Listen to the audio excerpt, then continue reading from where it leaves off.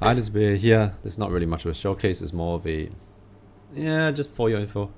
So this is a build that is building upon Skirdush's build for Pathfinder Decompose. I know I did say I would stop playing POE, but I've been sick for the past 3 days, and the only thing I can do while being sick over New Year's Eve is play POE. So never mind. Just enjoy. All right. I'll go into details about the build later. I'll put the link for Skirdush's YouTube as well as Mobalytics in the description. And yeah, enjoy.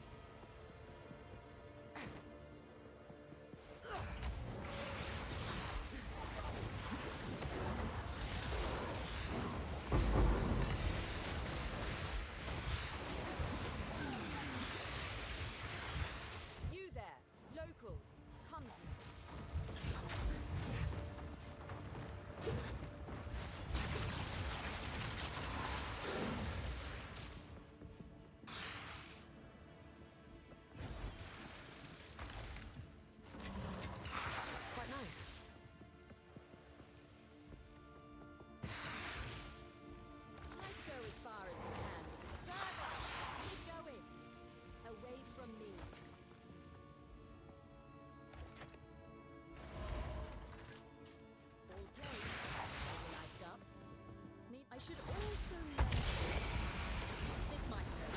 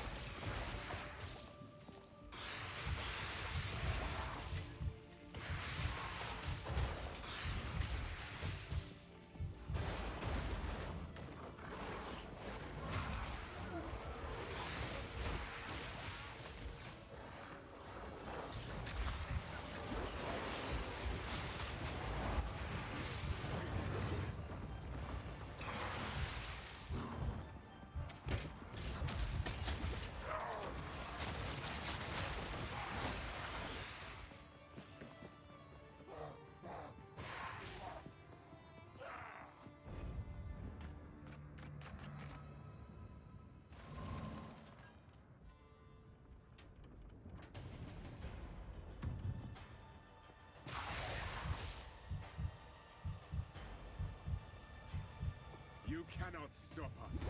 We will take the power that we deserve. Many have tried.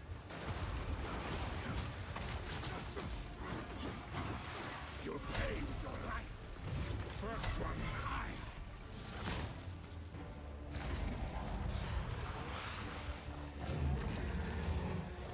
Desolation.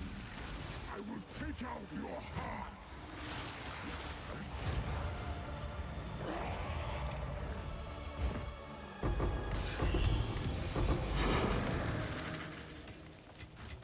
Don't mind if I do.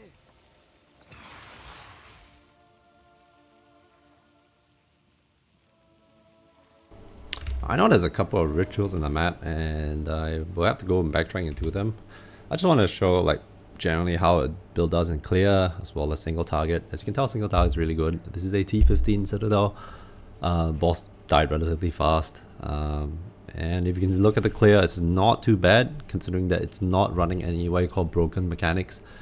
I doubt this build will get nerfed in January, so that's kind of also the other reason why I built this. I looked at the weight scaling and I'm like, yeah, this sounds like the kind of build that GGG really likes in the game. You know, this is plays off multiple mechanics, isn't completely overpowered, it's not using broken interactions in order to like do damage.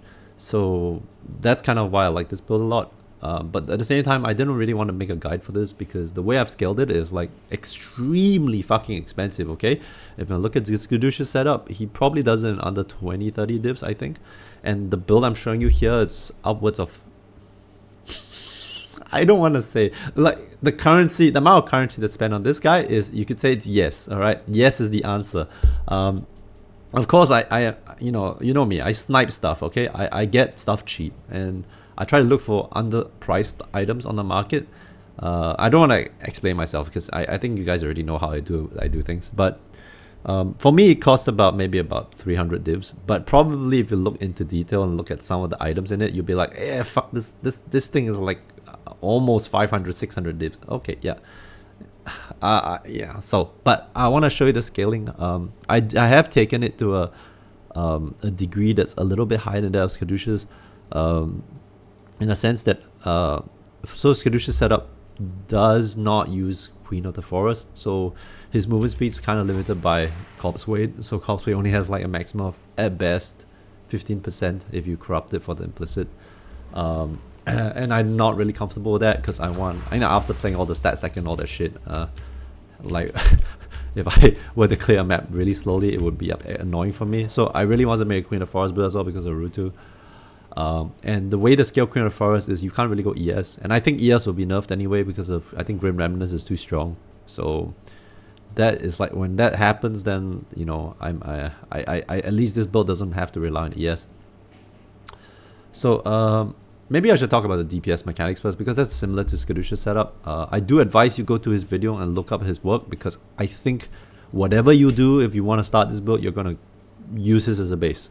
Don't use mine. This is just a showcase of what you can take the build up to, but at the very core, the mechanics that you need to operate in order to get a decent build, it's best learning from him, alright? But I'll just cover some of the basics. So I'm telling you, I'll tell you exactly what my opinion on scaling is and how I've gone about itemizing for it. So your damage is basically coming from this. You have Decompose. Level 18 is the most accessible, I think, and you can get it at around level 78, I think, for the boot. And what it does is that Decompose drops poison clouds. It drops poison clouds that do 38.5% of the corpse's maximum life. Now, I don't know how this is calculated. I'm not sure if it's 38.5% maximum life per second. I would think it is, all right? And if you look at it, I think the cast per second, I'm not sure if this affects how fast it procs each corpse or how fast it ticks for each second because I don't know the core mechanics of this build. You probably have to ask Skadoosh. I haven't done enough research, but my understanding is the scaling comes from three main things. Oh wait, okay, three main things: corpse life, the level of your Decompose, and level Decompose and the links, right? So that's considered the gem related scalers. Then corpse life, and then the last one is poison scaling, right? Because you're doing poison damage with this. The interesting thing about Decompose is that it applies a poison tick every couple of I don't know. I'm not sure. Actually, I don't know the intervals of tick. So I said I don't know anything about the build. I'm just going this intuitively. All right. So the base duration of cloud is 4 seconds. You can scale this up. I've scaled this up to 13.2 seconds. Holy shit, did I do this without concentrated? I did the boss without concentrated effect. Okay, so by right, you're supposed to spell concentrated effect. Spell equals just for clear. Anyway, so what it does is that when you run over a corpse, it degrades the corpse, so it removes the corpse and applies a poison cloud. The poison cloud has a duration scaling element to it. There is a area effects component of it that scales with the amount of duration that amount of duration that has passed. So up to 4 seconds, right? So after 4 seconds, it gets 200% more area of effect. So it starts off from a pretty small cloud, but can grow into a pretty big cloud. Okay, so the amount of the amount of damage it does, poison damage it does per tick, is based on the corpse maximum life. Normally you have corpses when you kill stuff, but for the purposes of bossing, we have to run sacrifice. Or purposes of bossing and starting the loop, you need to run sacrifice. So we run sacrifice in order to use our reviving corpses as a base to cast Decompose. And what we're choosing is Skeletal Brutes. So Skeletal Brutes have like one of the highest HPs. I think it is the highest HP, sorry, for minions, for reviving minions. I managed to scale this to 94k, so it is pretty substantial damage. I don't think it's replicable. I think 60k is kind of like where most players will be at. 90k is only because I'm using 100% Adorned. As I said, this is not cheap. But yeah, so 90% life, corpse life, Decompose does what, 38.5% of that 94k. The number of Skeletal Brutes don't really matter. You can just have one. As long as the duration of the cloud is long enough, you can stack up to 10 or 8 poisons on the mob. I've chosen to go with 4 just for quality of life. You can drop to 3. I find it a bit more clunky with 3. Jesus, holy shit! The people are buying them now because of. Okay, I guess his build's gotten popular. Anyway, yeah. So you can scale up the life of the Skeletal Brute quite significantly. Quality on gem matters. Levels on gem matters. So you get it to level 20 and then you bump it up to 32 with like 3 level minion gems, 5 level minion gems, 2 level minion gems, and then the inherent like 2 socket minion mastery, physical mastery gives you +1/+1. So 2 + 3, 5, 5 + 2, 7, 7 + 5, 12. So that's a total of 12 levels, so it brings it to 32. That gives you 94k. And then how you scale maximum life is actually percentage life of minion health. You can get that on 3 itself, like the passive tree. I'll show you the locations. And yeah, this is the core damage mechanic of the build. See, these are the minions. I'm going to run around. They're going to decompose, and it creates these poison clouds. After 4 seconds, these poison clouds grow to a maximum of 200% more area effect, which I think this is pretty much what it is. Minion revive time helps to deal with the clunkiness of this. I know Skadoosh doesn't really suggest it, but I'm a shittier player. Okay, I prefer to press less buttons. I prefer more quality of life, so I rather more revive timing. I've gotten revive timing on 3, I'll show you later. This is on a Pathfinder because Pathfinder can stack double the amount of poisons than any other class, so it's the only class that can like do the most damage on this sort of setup.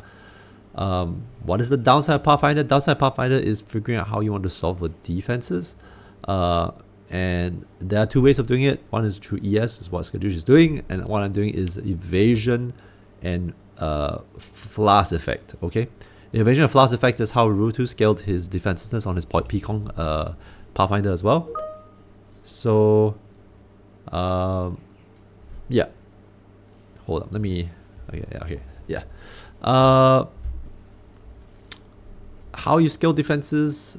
Well, kind of like this. You have to get all the evasion nodes here, and then yeah, you notice this tree is pretty spread out for mine. It's just because I'm using Adorned, so I really want all those jewel sockets. Okay, so since damage is pretty straightforward for this build, you notice like if you look at Skadoosh's setup and you look at my setup, the damage differences between us is not substantial, right? Like for example, he runs snakebite gloves, that gives him 25% more damage, but I have like probably about 20, 30, probably 40% more minion life. So I think I am ahead of him slightly in DPS. The differences is how you solve for defenses. So I think solving for defenses via ES is the cheaper way. The downside to solving for defenses via ES is that you kind of have no movement speed. So if you don't like a slower clear, then yeah, you know, what can you do? But then again, the cost difference to go from his setup to my setup is like 20 times the divine cost, I think. I would say it's something like that. So I would suggest going ES unless ES gets so nerfed by mid-gen that it doesn't make it viable anymore. Yeah, so how I solve for defenses is I'm running about 87% evasion. What's it on dodge roll? 88% evasion with 75% block. 75% block includes glancing blows, so I take 50% damage.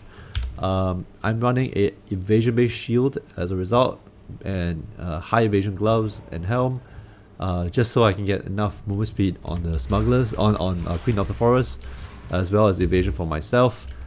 How I deal with large hits is I have a HP over shield guard with Olrofs, and I have about a 2k mana pool that I'm using Mind Over Matter on. So in total, you can have up to a 5.6k total hit pool, which is higher than Skadush's, with the exception of Grim Remnants. But yeah, so and because it's linked to these two things, you can spam them, so you can technically have it up more, like you have better max HP uptime. Alright, let's go through the passive tree and then we'll talk about like defensive scaling. For the passive points, I advocate going for you 100% want this because this gives you double damage. More flash charges game only applicable here because you're using Orops and a mana flask for both EHP pools. So yeah, and then down here you want the 6 extra passive points because you're spreading so far out the tree, and more passive points equals to more sockets. More sockets equals to more down scaling for me. Yeah, you might not need this, but then again I don't know whether this is useful. It doesn't look great at all, so yeah. So you path down here, get evasion, path here evasion, path down here evasion. So this is all evasion with a bit of flask.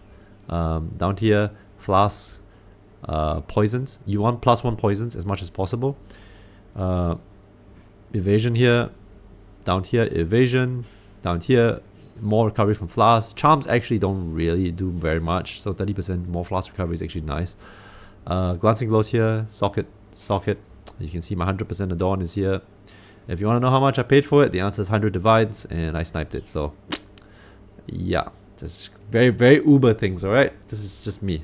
Chaos inoculation here. I'll show you why I do chaos inoculation. It's just to save points. Path here, and then get this 100% increased evasion rating for equipped body armor. More dex is great too. I'm not sure if I still need this. We'll see. 1, 2, 3, 4, 5. Yeah, it's still pretty good cost effectiveness for nodes. Path down here, you get the socket. Down here, leeching toxins. 2% life on killing a poison enemy is kind of okay, not too bad. It's mostly just to keep me topped out as much as possible so that I can get Oros off. You notice I'm losing life every time I consume a corpse. I'll show you why later as well. Socket here, toxins, more poison stack, more poison duration, or increased poison duration. Chaos inoculation was for this, so I could get pure chaos as well as wither away. Pure chaos is 11% more damage. Wither away is 10% more increased damage taken on top. So your wither is usually 50%, so this goes to 60 with this node. And also you get 1 stack of wither for 8 seconds, which I think is great too. So these are 2 very cost effective points.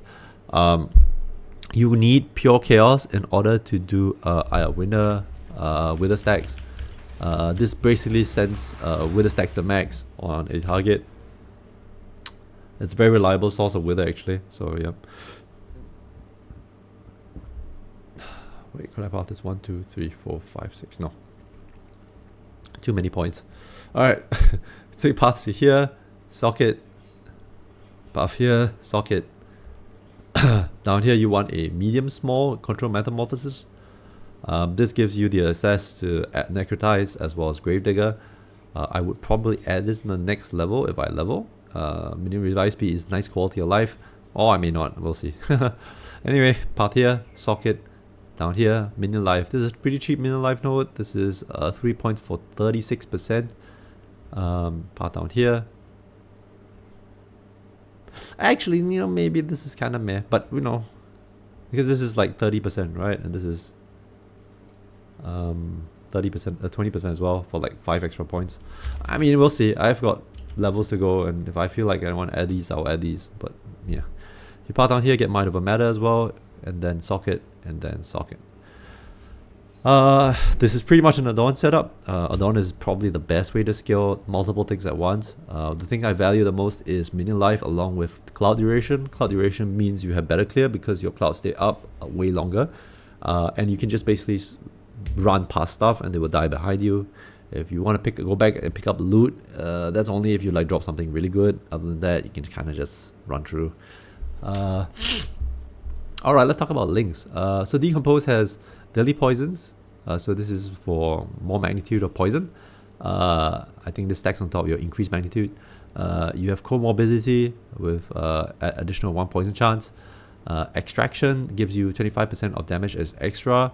So you get, what's the term for it? Yeah, you get basically 25% more damage, I think. The downside is you sacrifice life on use. The thing is, after a while I've kind of realized there is kind of no point for my life, because it's protected by this and this mostly, and if my life ever gets eaten into, that I'm pretty much already dead at that point. That's why I think, because this is like a 5k layer, right? If something can go through the 5k layer, that little bit of 1.3k remaining isn't really that much. And so what I'm using this for as well is that I'm using this to actually allow for my Orofs to proc. So Orofs can only be used when your life is not full, right? If your life is full, you can't use Orofs. You see this? So this allows me to spam this whenever I am in danger, right? As well as my mana, I can spam both of them while I'm in danger. And that keeps me at cap a lot. So like if I'm really in a deep shit, I can just spam these two and stand still. I won't be consuming corpses, and then I would generally be safe, right? So that's the way I deal with my defenses. But go back to gems, sorry. Yeah, so that's what extraction is for. It turns the downside into a quality of life sort of thing. I think I run spell Oko here. I was just testing spell actually. I run spell Oko here for clear, but concentrated effects for bosses. To be honest, I think I'm just more comfortable doing this, but no, we'll see. I haven't done this swap a lot. Yeah. Discipline is from the Scepter. Allows you to run it's the same thing as Into the Breach, to be honest. Holy shit. It allows you to put spirit support gems for free. Alright, these don't actually count towards your spirit use, which is great. So you can run like Herbalism, which will affect you because you're using Orofs. The Clarity helps a little bit, not too much. This one also helps a little bit, it's not too much. Yeah, I actually don't think this is useful. Cannibalism is quite good for life on kill. Helps to top this off so that my Orof will try to give me a higher overshield. So yeah, sacrifice is required. You needed to run consumptions on your Skeletal Brutes. Skeletal Brutes also essential. You want this as high level as possible, as higher quality as possible. Do take note that the intelligence requirements are pretty high. 205 is a lot. Meat shield and minimum mastery, physical mastery, just to get life as high as possible. Eye Winner is for very consistent wither uptime as well as wither stacks. You can get like max wither stacks in one cast. Use Withering Touch here as well as well, I have extra sockets, so I just put deceleration. But Unleash as well as faster casting, just for like, you know, more quality of life. You do need this Pure Chaos in order for this to apply withers. So just that you know, you can't run this unless you have this.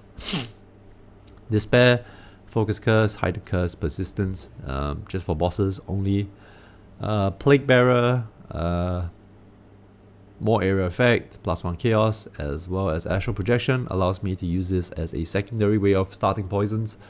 So let's say I don't have the minions up and I'm running to a pack, I will cast this on the trash mobs and they die and they spawn gas clouds. Gas clouds will hit the bigger mobs and then it will build up Plague Bearer again, so I can do that in the next pack. So that is basically what contributes to clear. Shield Charge is just for mobility. You can run cooldown recovery as well as more attack speed, and it's relatively zoomy, right? Great for straight long hallways and passages. Alchemist Boon is just to get the Orofs and the Mana Flasks have decent uptime. You want to look at it? Yeah, it generates pretty okay. Same with the Mana Flasks. And that's pretty much it. I have no idea what I want to put in the last two sockets. I haven't really thought about it too much. Let's look at the items. So Scepter is going to have mana because your mind over matter, increased spirit, minion levels, intelligence, and minion life. Shield, resistances, evasion as high as possible, block as high as possible, and stats, because you're going to need a lot of stats. Helm is going to be evasion as high as possible with mana. I've gotten rarity here. I think I have 97 rarity on this character. With minion levels as well as 5 res. Well, single res. I wish I wish I had higher res on this, but you know, it couldn't have. This was like 1 div or something. Okay, I didn't want to pay more than 1 div for like gear, which I thought was like kind of not worth it to pay for. Amulet's really insane. Also, evasion, mana, spirit, rarity, minion levels, and fire res. Anointed for Restless did. Initially, I did follow Skadush's guide and anointed this, which cost me like 6 divs, and then I replaced it with this because I just felt the quality of life was way better. And since I'm gonna path nearby anyway, I don't think I really needed this. I didn't need to anoint this. I also do feel that this actually isn't that strong. Increased magnitude of poisons isn't great once you have Adorned, because this is literally 28%, right? And like getting another socket is probably going to give me more bonuses than just pathing here, I think. So that's just because of Adorn, yeah. Rings chaos damage. You want chaos damage, I guess, because I think it applies to your poisons. I think, I'm not sure. I haven't confirmed it, but I think it applies to your poisons. Evasion mana, just because it's synergized well with the build.